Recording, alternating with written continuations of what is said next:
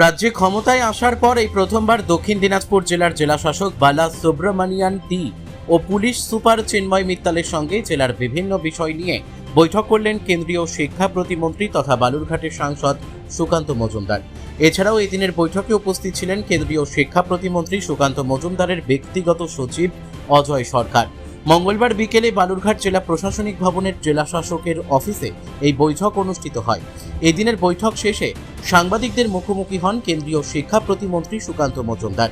মূলত দক্ষিণ দিনাজপুর জেলার বিভিন্ন উন্নয়নমূলক বিষয় নিয়ে এদিন বৈঠক হয় জেলা প্রশাসনের আধিকারিকদের সঙ্গে বলেই সুকান্ত মজুমদার জানিয়েছেন, যার মধ্যে উল্লেখযোগ্য দক্ষিণ দিনাজপুর জেলায় মেডিকেল কলেজ স্থাপন, দক্ষিণ দিনাজপুর বিশ্ববিদ্যালয়ের নিজস্ব ভবন তৈরির কাজ ও বেসরকারি ভবন থেকে যে কোনো সরকারি কলেজে বিশ্ববিদ্যালয়ে স্থানান্তর করার চিন্তাভাবনাও রয়েছে। এক্ষেত্রে বালুরঘাট কলেজ ও বালুরঘাট গার্লস কলেজের নাম আলোচনায় উঠে এসেছে। এছাড়াও বালুরঘাট এয়ারপোর্ট দ্রুত চালু করা, পিছিয়ে পড়া এই জেলায় কিভাবে কর্মসংস্থান বাড়ানো যায় সেই সব বিষয় নিয়েও আলোচনা হয়েছে। দেখুন, আমাদের সরকার তৈরি হওয়ার পর আমার জেলাতে আজকে প্রশাসনিক যে প্রধান অর্থাৎ ডিএম সাহেবের সাথে কথা বলার সুযোগ হয়েছে। আমাদের রাজ্য সরকার আসার পর পশ্চিমবঙ্গকে আমরা নতুন উদ্যমে পশ্চিমবঙ্গের প্রতিটি অংশকে নতুনভাবে সাজাতে চাইছি, নতুনভাবে সেটাকে সামনের দিকে আনতে চাইছি। স্বাভাবিকভাবে দক্ষিণ দিনাজপুর জেলাও এর বাইরে নয়। তো দক্ষিণ দিনাজপুর জেলাতে আগামী দিনে যে কাজগুলো আমাদের করতে হবে সেই বিষয়ে কথা হয়েছে। দক্ষিণ দিনাজপুর জেলার মেডিকেল কলেজ করতে হবে, আমাদের এয়ারপোর্ট, সেই এয়ারপোর্টটাকে চালু করার ব্যাপারে ডিএম সাহেবকে আমি অনুরোধ করেছি উদ্যোগ নেওয়ার জন্য। আমাদের বিশ্ববিদ্যালয়, দক্ষিণ দিনাজপুর বিশ্ববিদ্যালয় বহু আগে স্যাংশন হওয়ার পরেও তার বিল্ডিং আমরা তৈরি করে উঠতে পারিনি এখন।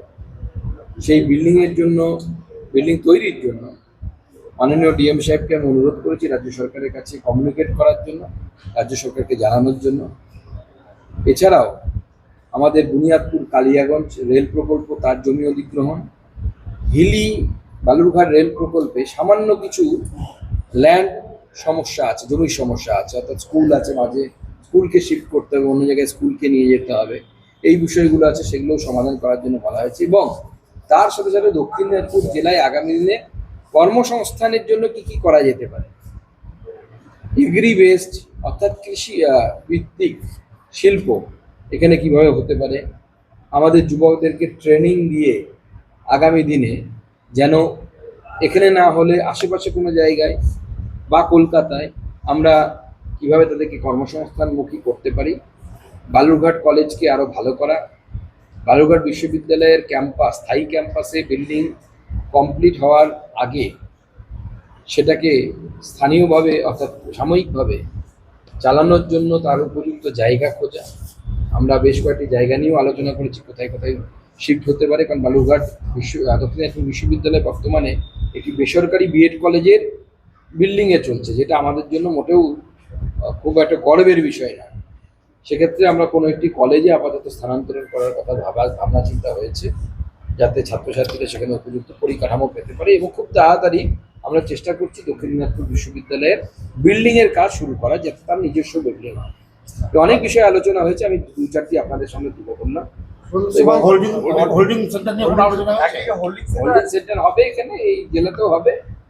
যারা সি এর আওতায় পড়ছে না বা ফরেনার্স অ্যাক্টের আওতায় পড়ছে না, ফরেনার্স অ্যাক্ট বলছে 24 সালের 31শে ডিসেম্বর পর্যন্ত যে সমস্ত হিন্দু, বৌদ্ধ, জৈন অর্থাৎ বাংলাদেশের সংখ্যালঘুরা যারা এখানে এসেছে তারা ভারতবর্ষেই থাকবে, তাদেরকে পাঠানো যাবে না। তারা বাদ দিয়ে অন্যান্য যারা আছেন, যারা ভারতীয় নাগরিক নন, তাদেরকে পাঠানোর জন্য হোল্ডিং সেন্টার থাকবে, সেখানে রাখা হবে। যারা ভারতীয় নাগরিক নয় তাদের সে প্রশাসন করবে, আগামী দিনে করবে। এক সীমান্ত, এত বড় যে সীমান্ত ঘেরা দেওয়ার কাজ, সেটা কতদূর কি জন্য হস্তান্তর? তো সে বিষয়ে চলছে, এখন জমি অধিগ্রহণ করা হবে, তার জন্য মার্কিং চলছে আর যে কোথায় কোন জায়গায় দিতে হবে। সেই সম্বন্ধেও বেশ কিছু অভিযোগ আমাদের কাছে এসেছিল, অনেক সাধারণ মানুষ বুঝতে পারছে না। সেজন্য আমি মাননীয় ডিএম সাহেবকে অনুরোধ করেছি গ্রিভেন্স সেল খোলার জন্য। এই যে আমরা কাঁটাতারের জন্য জমি নেব, সেই জমি নিতে গিয়ে যদি কারো কোনো সমস্যা থাকে, সে কার কাছে যাবে, তার জন্য যেন একটা গ্রিভেন্স সেল খোলা হয়, সেটা আমি মাননীয় ডিএম সাহেব। বালুরঘাট থেকে মান্টি সিং এর রিপোর্ট, কুলিক নিউজ।